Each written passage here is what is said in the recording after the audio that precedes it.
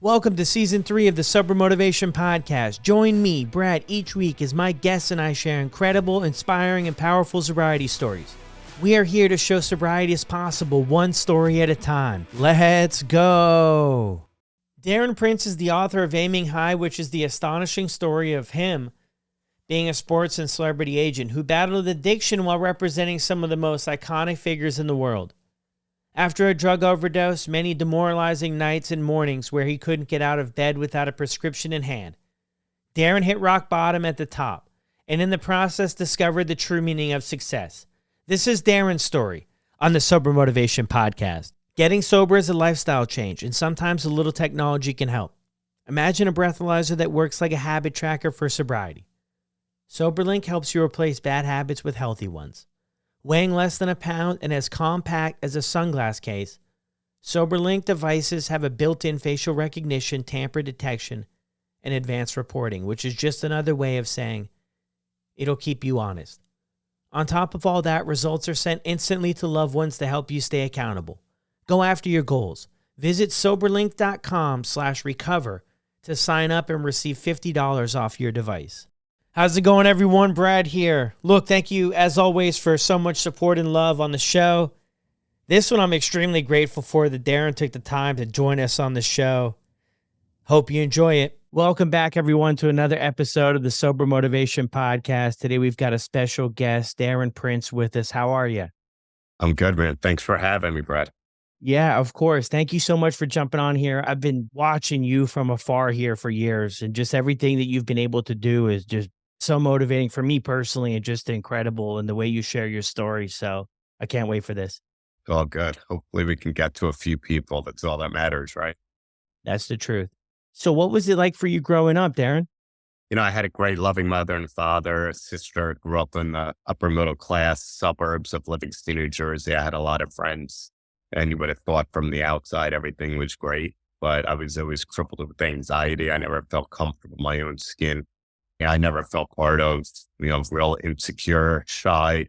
I think also being verbally teased for being in small classrooms, and I felt so separated and different from my other friends.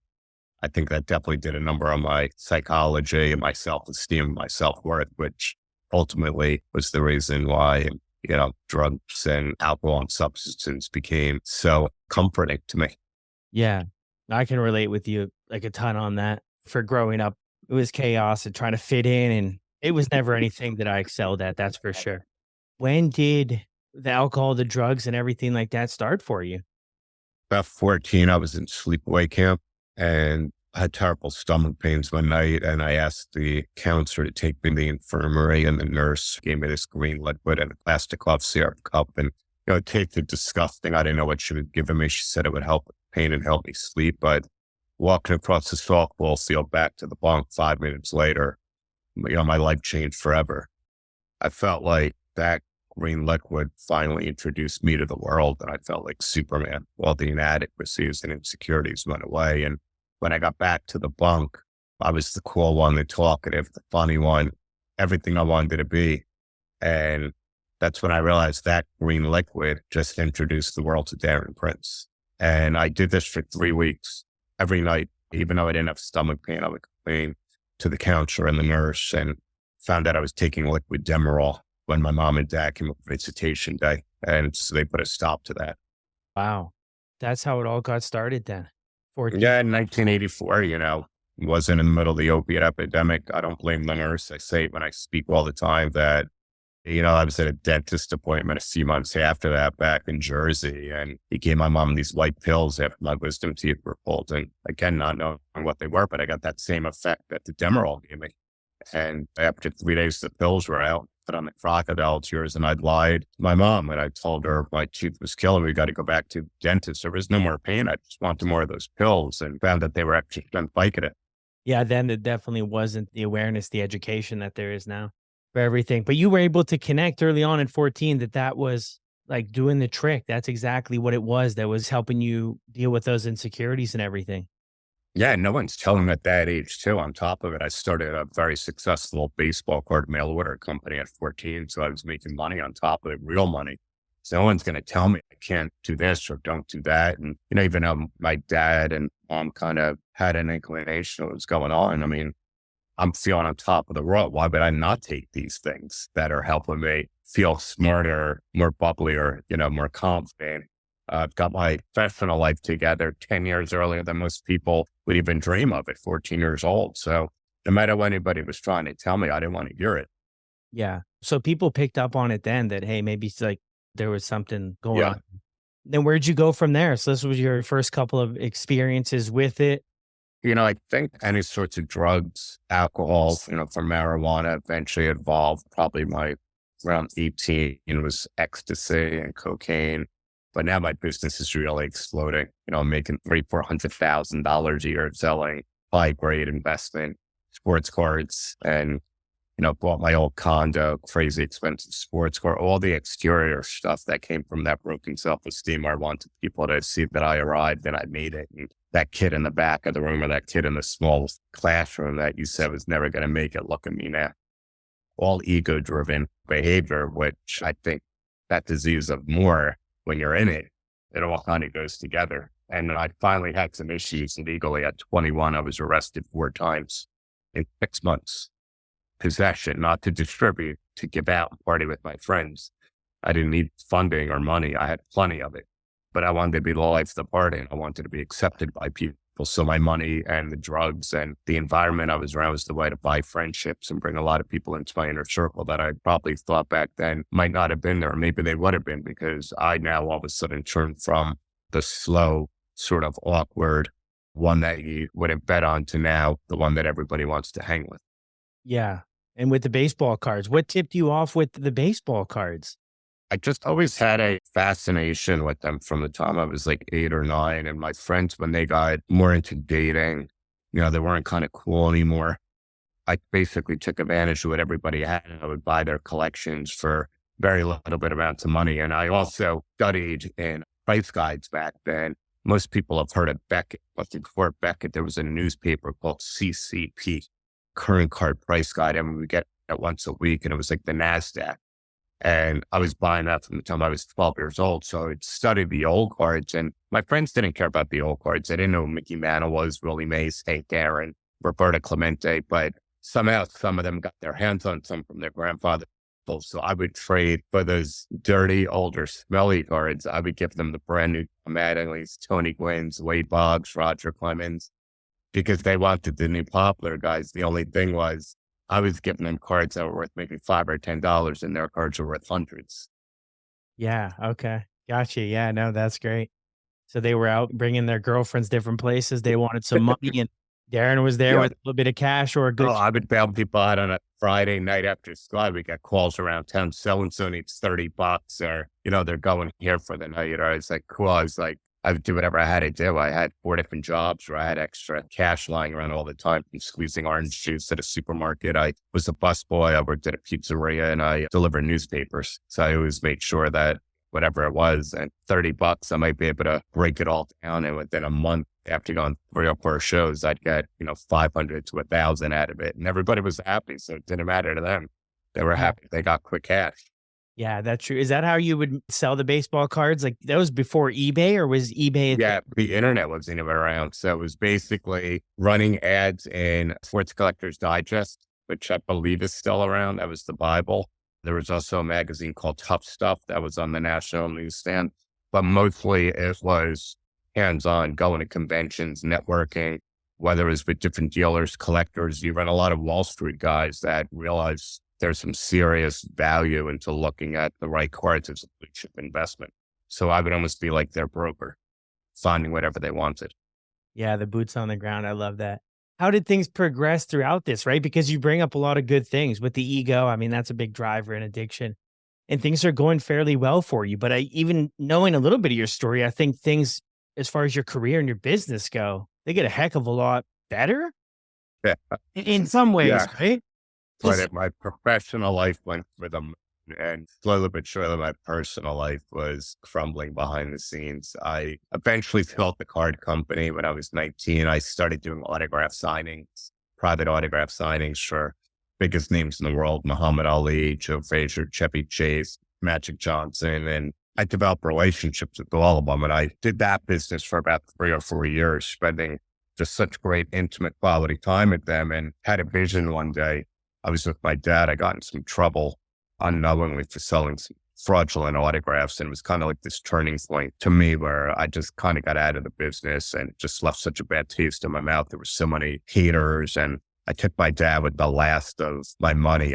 First time in my life I was actually in bad financial trouble. I took him on a fly fishing trip to Alaska, and he was very old school. He didn't want me spending the money, but back then you would get paper tickets. You don't get a refund online. So when I showed him the paper tickets, I'm like, we're going. I don't really care. The hotel's taken care of, everything, the flights, the lodge. We have our own tour guide, and we went on the boat. He challenged me. He was always so inspirational, motivational to me to what my next move was going to be. I was like, I really want to be an agent, be a pro athlete. I played college baseball, but I really think that I can do this. I could focus on the big stuff. But Dad, I don't want to go to law school for 8 years. And he dropped his fishing pole in this middle of this gorgeous stream with bald eagles flying around. And I'll never forget it like yesterday. It's like, life is about who you know, not what you know. You don't need to go to law school because you're so dialed in. The biggest names in the world, just speak to each and every one of them. I would start with Magic first. He knew you just went through some problems. He's had problems. These men and women that you represent, they all understand it. And that's what happened. A few weeks later, I was with Magic in Michigan. We had a big appearance at the Gibraltar flea market, which was one of the biggest in the country. I believe it's closed down by now. And in the hotel room, I started talking about my vision. He said to me that he loves me, he loves my family, that God is testing me, that God tests great men and women, and that he's throwing lemons at me and I'm going to turn it into lemonade, and that he was going to give me a shot to represent him for 2 years. But if I didn't use him to knock down every door to bring in all the celebrities that I can, he was going to fire me before these 2 years are up, because life isn't about how successful he became. It's how successful he made everybody else around him. That was a domino effect. And it was just incredible to hear that from a guy of his stature at 24 years old. He almost basically saying, exploit my name as much as possible to build your brand and build your business. Yeah. Wow. That's powerful. Did you feel a lot of pressure in that moment? Like, I've got the go ahead now. How do I show up? I don't know if I felt pressure as more anxiety of not fully understanding what I was doing as an agent. Like the next week, I hired a publicist. It was in the New York Post page 6, which was TMZ before TMZ, that Magic Johnson signs with super agent Darren Prince. And I wrote about that in my book, Aiming High. My ego, I saw that. I was like, oh, this is amazing. Look at the recognition I'm getting. My dad called me over to the house because he heard he called my mom and how excited she was, and my sister. And he goes, come here. He goes, sit down. He goes, sit down in the office. I want to talk to you. So I sit down next to him. He goes, you see this? This super agent stuff right here? He goes, they're not calling you that because you're anybody special. You're my son, but you're nobody special in that world yet. They're calling you that because Magic Johnson's special. You still got a lot to prove. And that kind of just really humbled me, and I needed it in the moment, because he's like, this is a grind, just like any other business. You got to get out there, you put yourself out there, you're going to make mistakes. But like I told you, you can make every mistake, make it one time. You don't make it again.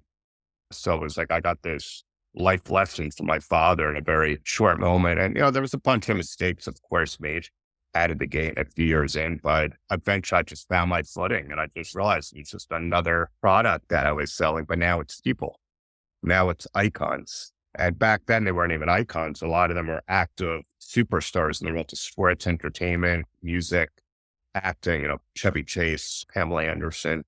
So it became, I think, fairly easy at a certain point. The point that wasn't easy was being in the limelight so much around, some of the biggest power players and stars, even though mine were typically, especially when you're talking about Ali and guys like Magic and Smoke and Joe, the kings of the kings. When I have other big stars coming over to them and wanting to talk to them and me, I wasn't comfortable in my skin to deal with it, because the morality clause is I couldn't use illegal drugs anymore, but I played it, to all the doctors. But the physical ailments I had from sciatic, I was getting a limited amount of Oxycontins and Percocets and Vicodins. And those became my best friends for whatever that run was, another 14 years. And at a certain point, what was once living to use turned out to using to live. And I don't know when they turned on me, but they turned. Yeah, no, that's so powerful, just taking that all in. What was it like for you, though? So you had just had an endless supply from the doctors for you, like, things got really bad, especially by that statement you said there. Man, it was so easy from any doctors, my local ones, if I was traveling, they all just saw what I was doing, heard what I was doing. There was times I'd bring Smoking Joe if he needed a doctor's appointment, when he was up there not feeling good, I'd bring him to my doctor in New Jersey, or somebody would tell me, oh, like I'm the biggest Hulk Hogan fan. I get Hulk on the phone with them. So I'm just doing things to just make people happy. But then in the back of my mind, I'm like, oh, this is just going to further be an insurance policy that all these doctors will love me. They can't imagine in a million years that I got a problem. Yeah. When did you realize you had a problem? Was that from the beginning? Probably started around 2004, 2005, 3, 4 years before I got sober. I noticed that I wasn't working anymore. I was at an event, I believe it was Dallas, Smoking Joe, and it was some charity boxing event. And I went to get him ready, and I did my usual. I sniffed a handful of pills, made sure my nose looked normal. I went to get him, and 30 minutes later, we're walking into this event, with security around us and everything. And I can't feel that superpower, that little moment where I knew that I could take over a ring. And I think from that point on, I was chasing it. I could never get it back. Yeah. Like, you built up a tolerance to it. I can relate to that in my story too. I don't think I was ever able to get that escape that I got the first time, or maybe the first few times. I was never able to really find that again, that extreme euphoric thing from doing heroin or the pills or the Oxycontin and everything like that. I never found it again. I just found myself on a run, just wanted so bad to everything just to go away. And stuff did for a bit, but then, yeah, you hit that wall there. Yeah, it just became, I think, numbing at a certain point, not wanting to go into that detox. But there's no more euphoria after a certain point. Yeah. It's just to kind of bring you up to, like, maybe quote unquote normal, just to, that's Yeah, where it yeah, function at. exactly. And so you kept it going for a couple years. Yeah, I mean, I was living in hell for the next 3 years, I would say at that point. And I had an overdose in Las Vegas. After that, I called, that was in '07. I called an addiction psychiatrist, but I wasn't honest with him either. He put me on Suboxone, an opiate blocker, but I'm sniffing Ambien at night. I'm on mood stabilizers, antidepressants, drinking a couple days a week, anxiety meds. I mean, it was just horrible. And my spiritual awakening came. I just celebrated 15 years this past Sunday. It was on July 1st, 2008. My uncle and his then girlfriend, Andrea, my uncle has since passed. He was in the rooms in and out for years. And she never met me before, but they came to visit my mom in New Jersey. And for the first time in my life, I opened up to somebody. I had no idea why, but I felt a connection with her when she asked me if everything was okay. And after I told her what was going on, she pulled out silver coin out of her pocket that she just got the week earlier and said, I'm in recovery. You realize you're an addict, that your life's unmanageable. And I said, yeah. And she's like, do you realize none of this stuff means anything because you don't mean anything? And I can help you though. Would you be willing to do anything it takes? And that kind of broke my soul. I remember crying and I said, yeah. I said, I'm willing to do anything. And it was that next day, July 2nd, 2008, Sunday night. I was living at the Caroline building in New York City, going through all the detox pains, in and out of the gym, trying to do anything I could to distract myself. And my then wife, I was panicking because obviously she saw me have multiple overdoses. And I called Uncle Stu and Andre up and said, I can't do it. I'm calling the goddamn doctor to get what I really need to get. He grabbed the phone and said, it's the goddamn disease talking. It's time to kick the shit out of this disease. It's been kicking yours since you were 14 years old, and grow the F up. And I hung up the phone. I said, I can't, I'm not doing it. And after he was pushing me to go to a meeting, it happened in the bathroom because I locked myself in there trying to find some more non-narcotic anxiety pills to take the edge off. And 2 Vicodins came out of one of the bottles. And, we were pretty confident we cleared out every medicine cabinet like Andrea told us to, but we missed these 2. And, I fell on my knees and just screamed out to God for the first time in my life, take the chains off me, take the money, take the notoriety. I need a single day of freedom. And I remember literally like yesterday, if you take me out of hell, I promise I will spend one day at a time, taking others out with me. And I had a Bill W. light moment, my right shoulder caught on fire and I heard a voice say, I've got you and ready. I stood up, flushed the pills, wound up on the computer 3 minutes later, found a meeting in the upper 80s. There was no Uber back then. I flagged a taxi right away. This gorgeous summer night, July 2nd, 2008, for whatever reason. And by the grace of God, I wanted to stay sober more than I wanted to get high on that date. Because when I walked into the church basement, 150 to 200 addicts and alcoholics who are once in a hopeless state of mind, I felt comfortable for the first time in my life. I put my hands up. I wasn't hiding anymore. I was vulnerable. I was transparent. I had gift of desperation. I said, I'm sick, I'm suffering, I'm suicidal, I need your guys' help. And that freedom that came off of me, it just left my spirit. That broken soul started to become whole. These people told me that they would love me before I ever knew how to love myself. And I became addicted and immersed into meetings because, it wasn't the biggest celebrities on earth. It was these drunks and drug addicts that made me feel whole. So I then can go back to that life and show them, my family, my friends, my colleagues, my loved ones, this is how you are now seeing the new and improved Darren. Nothing external. It's all a psychic change with a spiritual 12-step solution. And most importantly, you're going to see me really fly when I start giving this gift away to other people. Yeah, wow, that's so powerful. And huge congrats too on 15 years. I saw your cake. It looked incredible. What was it like for you to hear like that nothing mattered around you in that moment where your aunt, right, was like, none of this stuff matters. And I'm thinking that's what you built a lot of your life on. Yeah, I mean, that was my whole identity. When I say it right now, it's like, I don't know many people that have the self-love, that inner peace, that happiness, that transparency and vulnerability on this earth that I do. And I don't expect many people to, because I know the work I put in to attain that and to get that and what it makes me feel like to be that individual. I know most people live an entire life. They probably can't even accomplish half of those. But I had no choice because that ego had to get crushed. That ego, that false sense of I'm so special, this whole super agent, this whole, no, I mean, at the end of the day, they're the ones that have all accomplished extraordinary feats, Hall of Fame, worthy careers, championship, awards, everything, most people dream about. And I just happen to be a good guy, to great networker and relationship builder that happened to fit in and get in there at the right time to build and cultivate a relationship. So I think by her even saying that, looking back at it, I needed to hear it because, I've said it on different interviews before. If I was to lose the business tomorrow, the only thing heartbreaking is my work people or my family and my mom and my sister not having to take care of people. But nothing's going to change about me because I can look back and thank God for the life that he's given me and say, what's next?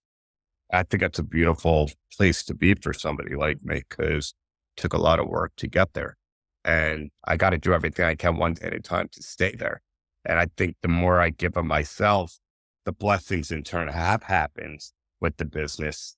So selfishly, I can then focus on that to selflessly give it away to other people, not just monetarily, but my foundation can scholarship people that need it. I've been working on getting a 16-year-old into an adolescent center for the past 48 hours. I got a random Instagram message from a gentleman in Houston, Texas a month ago. My foundation was able to scholarship him. Magic Johnson says it to me all the time because when you give without any desire or want to receive back, this is just the way God works. And you do it because it's pure, because it makes you feel good. And who would have thought, I look back at it, that's what's given me my self-worth. That's what's given me my self-esteem, to be a part of this incredible sober army of spiritual brothers and sisters that I have touching the world each and every day with the biggest platforms is just unbelievable. Brandon Novak, Tim Ryan, Chris Herron, Ryan Hampton, and Jennifer Jimenez. I mean, what we're able to do within a phone call to change somebody's life, it's better than the biggest business deal I could ever do in sports and entertainment marketing, period. I mean, it doesn't compare. Yeah, it's the fuel. It's the fuel for you to be able to help. I heard the story too you had brought to the Jay Shetty podcast where somebody had saw you and that was incredible. There was two. That was when I spoke at Oaks Recovery, and the father That one is still tough to talk about, but it was incredible where the father showed me his phone and said, because of you and your foundation, my girls are going to have a dad, and they're going to have a sober dad, and they're going to have a life because of your foundation. And I am not going to waste this gift, Mr. Prince. You have my word. And I know to this day, he's got over 2 years sober. That's wow. Did you ever think that that's how it would play out? When did you catch wind that this is how heavy you were going to go into helping other people? No, I mean, I think early on in recovery, I broke my anonymity about 2 years in on Facebook. My mom was a little disappointed and embarrassed. My dad was totally fine with it because, he was always a more secure person within himself and very low key and understood what I had to do to get there.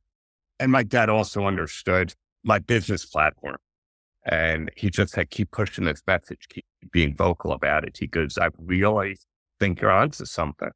And he didn't live for long enough to see me write anything hard, but I know, he was a big part of it. I know he's looking down when it came out. I got so many signs from him. But Magic and I spoke about 3-4 weeks ago. Hulk Hogan and I spoke yesterday. And, every time something comes up about my recovery journey, I get to talk to the real Urban Johnson and the real Terry Bollea, what it means to them and how they've done everything and anything they possibly can to support my journey, because it means so much more. It's life and death. I'm not here telling you on how to become an agent in sports marketing. Like, if somebody calls me and wants internship, mentorship, I'm totally want to do that. But like I said, I feel like when I'm able to take somebody out of the depths of hell, and it's happened many a times, Jay Shetty, him and I just were blown away about the response, and we still get messages. I literally feel like I could jump off the balcony and fly, because God just is doing things for me and other people that I was unable to do for myself. And these people are unable to do for themselves. And he built this platform around me that I always thought was my calling, but that was just a byproduct to get me to be the person I am today. I think it was on Omar, the Rockstars podcast, my boy. I think I said, my tombstone, and hopefully I make it to my mid or late 80s or 90s and I'm healthy. But when it's my time, I'm totally fine with it saying a drug addict and substance abuser that went through hell, came out the other side, took this gift and sprinkled it across the world to help other people heal. I don't need anything about someday everything I've accomplished in the agency game is not going to really matter. But the lives that I've impacted and the generations that could be changed with mental health and substance abuse just by helping one along the way, that's my legacy. Oh, that's incredible. And you're doing exactly that.